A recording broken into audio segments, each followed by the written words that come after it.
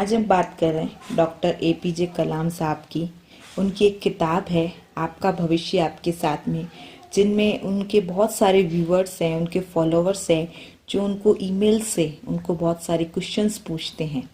उसी में से एक टॉपिक मैंने आज लिया है जो मुझे बहुत अच्छा लगा, मुझे पसंद आया, हो सकता है आपको भी अच्छा लगे। उनका एक टॉपिक है पेज नंबर 134 के अंदर, नारी सशक्तिकरण की ओर। और उनका जो मेन टॉपिक, जो फर्स्ट चैप्टर इसमें है, वो है ईश्वर सृष्टि की संपूर्णता का प्रतीक नारी। इसमें उन्होंने एक बहुत अच्छी कहानी शेयर की है। कहानी शेयर की है ऐसी महिला की जिन्होंने फर्स्ट नोबेल पुरस्कार जीता, मैरी क्वेरी। तो उनके जवाब के बारे में मैं आज आपके साथ शेयर कर रही हूँ। जिंदगी हमारी हिम्मत के अनुपात से फैलती और सिकुड़ती चली जाती है, ये बोला है अनाइस नन ने। उन्होंने बोला है जिंदगी हमारी हिम्मत होती है, उसी के अकॉर्डिंग, उसी के हिसाब से, उसी के अनुपात में फैलती है और सिकुड़ती है।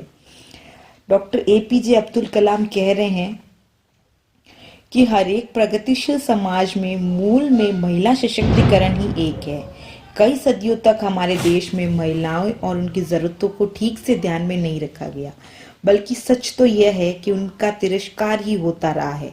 भारत में कई हिम्मत वाली महिलाओं ने अपना सारा जीवन भारतीय महिलाओं की उन्नति में समर्पित कर दिया, और आने वाली पीढ़ियों में महिलाएं खुद को अन्याय और अत्याचार के कूड़ चंगुल से छुड़ा पाए, शिक्षा, रोजगार, राजनीति की बुलंदियों को छुआ है। 1950 में भारत के संविधान में महिलाओं के लिए बराबरी का अधिकार की संभावना एक क्रांतिकारी परिवर्तन का रूप ले चुका है, जिसके परिणाम स्वरूप महिलाओं की स्थितियां अपेक्षाकृत बेहतर हुई है। कुछ समस्याओं से महिलाएं जो सदियों से घिरी आ रही थी, उनसे उन्हें छुटकारा मिल चुका है। आज हम बात करें कि विज्ञान और प्रौद्योगिकी के क्षेत्र में अच्छी शिक्षा, अच्छे स्वास्थ्य में उनकी उन्नति हुई है। इसी संबंध में आज हम बात करते हैं ऐसी महान महिला की, मैरी क्यूरी, जिनको प्रथम नोबेल पुरस्कार जीता था। पोलैंड वर्सा में जन्मी हुई मैरी यानी मरिया भौतिकविद, रसायन शास्त्र थी, जो मुख्य रूप से फ्रांस में काम करती थी। उन्हें 1903 में सहज विकिरण के शोध में भौतिक शास्त्र का नोबेल पुरस्कार मिला। पेरिस विश्वविद्यालय की पहली महिला प्रोफेसर थी। रेडियोधर्मिता के सिद्धांत का प्रतिपादन किया। किसी तत्व के रेडियो आइसोटॉप अलग करने की तकनीक, दो तत्वों में पोलोनियम और रेडियम की खोज भी उनकी उपलब्धियों में शामिल है। रेडियोधर्मिता के गुण के लिए सारी दुनिया में प्रयोग किए जाने वाला रेडियो एक्टिविटी की उन्होंने ही गढ़ा था। दुनिया में पहली बार कैंसर के इलाज के लिए रेडियो एक्टिव आइसोटॉप इस्तेमाल करने के लिए सबसे पहले शोध कार्य इन्हीं की देखरेख में किया गया था। पिता और परिवार ननियाल दोनों की धन संपदा, जमीन जायदाद, इन परिवारों ने देशभक्ति की भावनाओं के चलते पोलैंड के राष्ट्रवादी क्रांति की भेंट चढ़ा दी, जिससे उनकी सारी जिंदगी कठिन संघर्ष का सामना करना पड़ा। उच्च शिक्षा के लिए वो फ्रांस चली गई।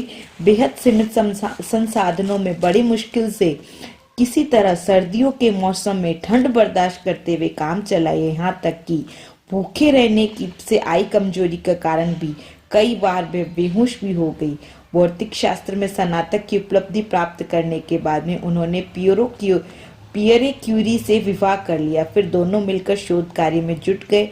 क्यूरी दंपति अपनी अलग प्रयोगशाला तक नहीं थी और संसाधनों और भौतिक रसायन शास्त्र के विभाग में बगल में काम चलाऊ छत के नीचे तमाम शोधकर्ता के कार्य किए। उन घुटन भरी जगह जहाँ पहले चिकित्सा विज्ञान के छात्र अपनी पढ़ाई में जीव जंतु की चीरफाड़ करते थे, बरसात के दिनों में छत से पानी चूने लगा।